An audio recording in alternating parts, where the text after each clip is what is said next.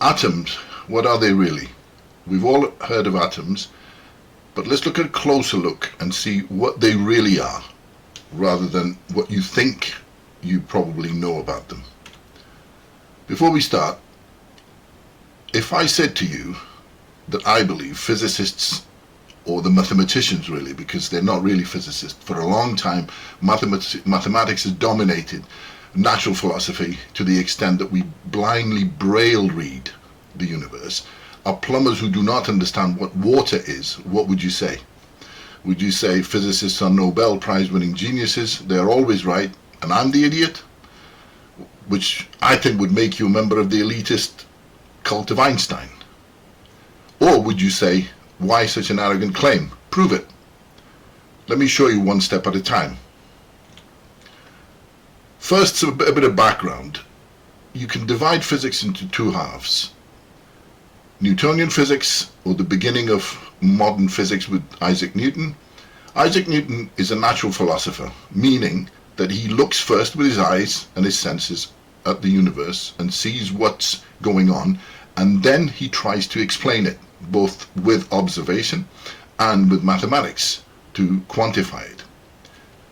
On the other side, we have quantum physics, and the beginning of quantum physics is the discovery of electricity, magnetic fields, electric fields, photographic plates, etc. And this has been dominated for a long time by blind mathematicians. These are people who don't really care about reality, whether their results fit reality. They only care about the equations and what the equations regurgitate.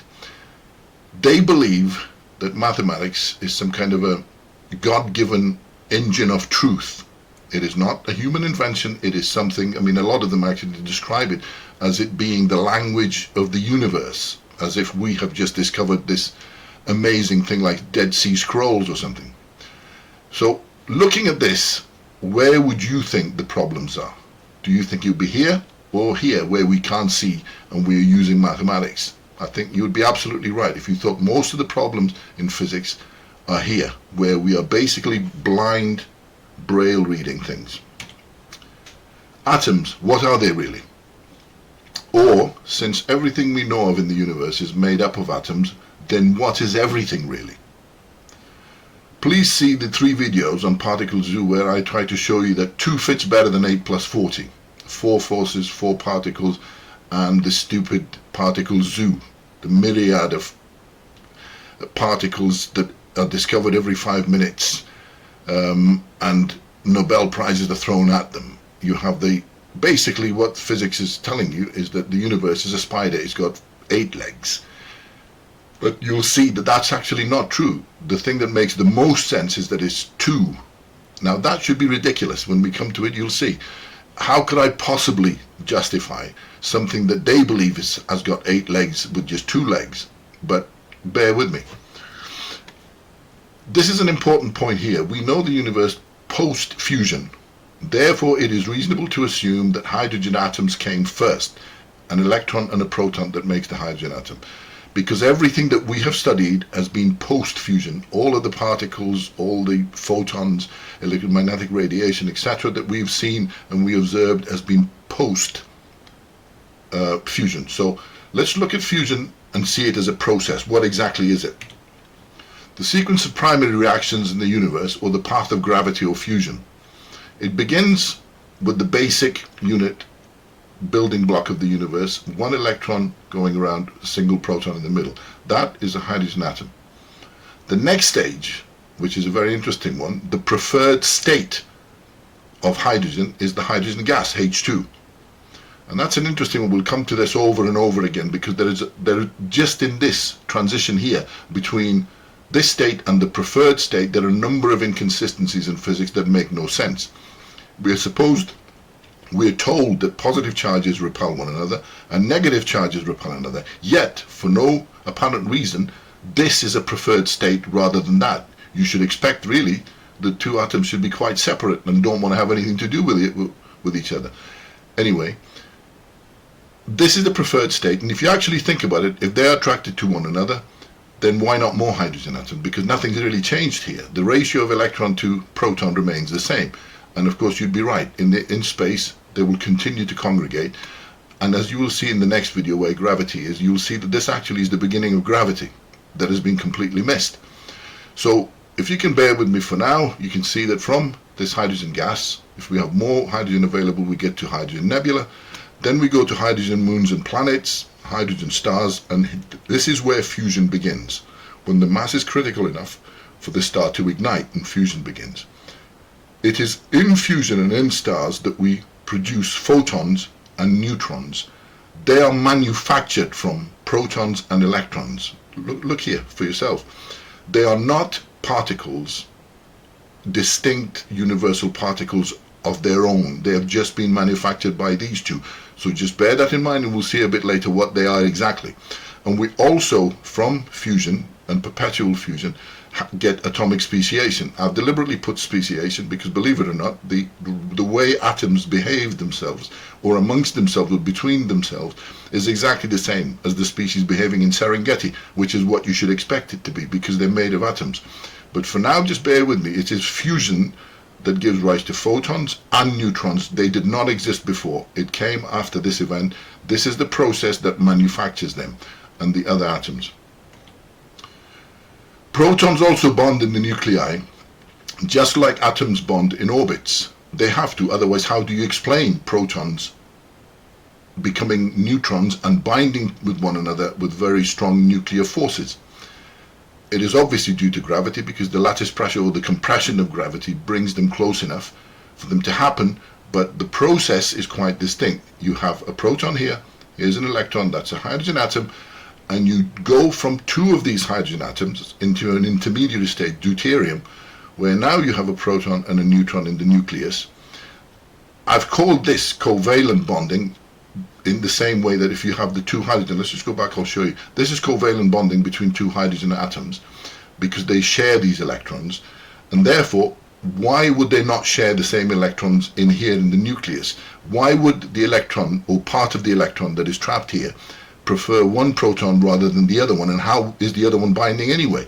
So it is far more likely that these two are covalently bonded very, very tightly in the center, in the nucleus, with one of the electrons, because remember, if there's two of them, there's two protons, there's one proton, here's neutron, those are accounted for. There's one of the electrons there. What happened to the other electron? Well, the other electron was partially been absorbed here to form the covalent bond in the nucleus, and a photon has been radiated, energy has been produced. All atoms, therefore, are rearrangements of hydrogen atoms. I think this is very important. Please take a moment, take as long as you want, and think about this. If you disagree with what I'm saying here, then there's no need for you to read on or look at any other videos. If you don't think that what I'm saying makes any sense, if it makes some sense, then keep going. You'll see a lot more of this in other videos. I can't make all of the videos in one, it'd be too long and boring. So if you look again at the process or the evolution of gravity, again you have electron here, proton here, and that goes with more hydrogen atoms to form helium here. Now you have essentially four protons. Remember, neutrons are modified protons, which we just said, and electrons. So in a way, that's just a bigger atom of hydrogen. Now look at this oxygen. What do you have in the center? You have more protons and neutrons and electrons at the back. So essentially you just have another bigger hydrogen atom. They just modified protons here. Here's sodium. You have even a bigger ensemble of protons, neutrons, again modified protons, in the nucleus, and all of the electrons surrounding them. Now look at a rock. What is a rock? A rock is made up of different elements. Like, well, they could be polymers, they could be molecules, it doesn't really matter, but they will all have these atoms, the atoms that were created through fusion, and all of the atoms are essentially nothing but rearrangements of this hydrogen atom. Therefore, a rock is just a bigger hydrogen atom. A moon, again, made up of all of these different types of rocks and the atoms that make the rocks, is just a bigger hydrogen atom. The star is nothing but a bigger hydrogen atom. And the galaxy itself, again, since it's made up of all of the atoms that we discussed, is nothing but a bigger hydrogen atom. So essentially, This is what you should expect. Why would you not expect it? If that is the building block, if that is bricks and mortar, and you keep building with bricks and mortar, even though you are building big structures, houses, I don't know, bridges, whatever, they are still nothing but lumps of bricks and mortar, which is exactly what you should expect. And therefore, the relationship that you see here between an electron and a proton in the hydrogen atom is no different than the relationship that you would see between the sun and the galaxy, the moon and the sun, and the rock and the moon, which is what you should expect it to be. The idea that they somehow behave completely differently, or we don't know what they behave because quantum is full of magic and mystery, is a nonsense, because here is quite simply, every step of the way, we just basically have spatial arrangements of hydrogen atoms. So essentially what I showed you in the slide before is the electron slope food chain.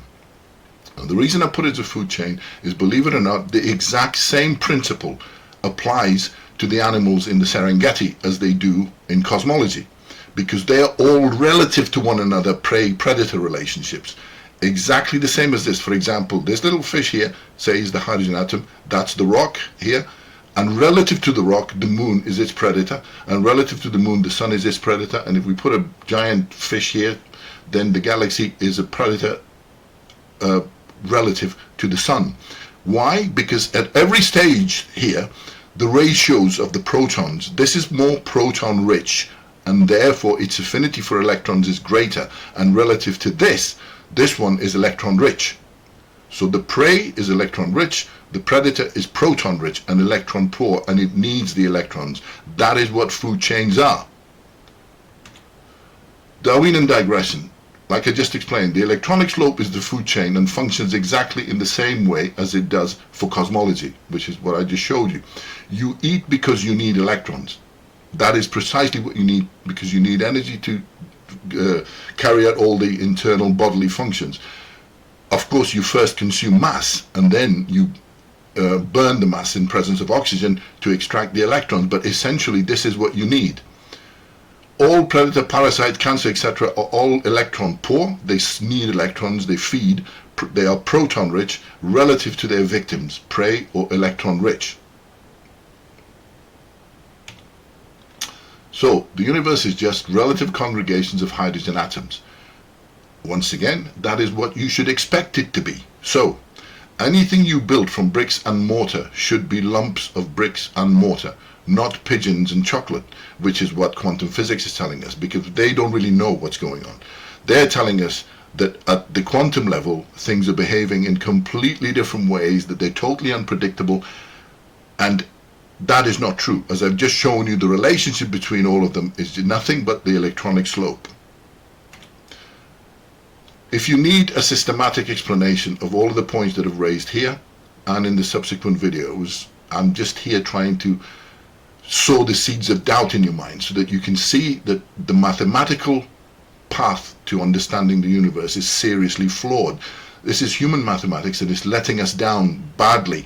We are becoming cultists and we are beginning to believe things that are even more ridiculous than some of the religious beliefs. They totally defy reason and reality. So if you need a complete and systematic explanation, please get this book. This book is available as completely free. I don't want anything from you, as a Kindle ebook. And what motivates me, and I'm not on any other social media, so please don't follow me or subscribe. I really don't care. Make up your own mind, especially if you love physics. That's the problem. If you really love physics, then you really need to look at these things and see that there are lots of problems and make up your own mind. Remember, I actually believe very much in this particular, I don't know who it was, I think it was Rutherford who said there is physics and everything else is stamp collecting. Because this is very, very true. It is the laws of physics that defines our reality as beings, as living beings. We live within the laws of physics. It is here that we survive, it is here that we thrive, and it is here that we suffer if we get things wrong, if we don't understand them properly. Now, we have derived an enormous amount of utility from the laws of physics, but I believe our understanding of what it means is completely and thoroughly flawed. Now, I wasted most of my life being intimidated by academic lies. You don't have to be. You probably can make up your own mind. Thank you.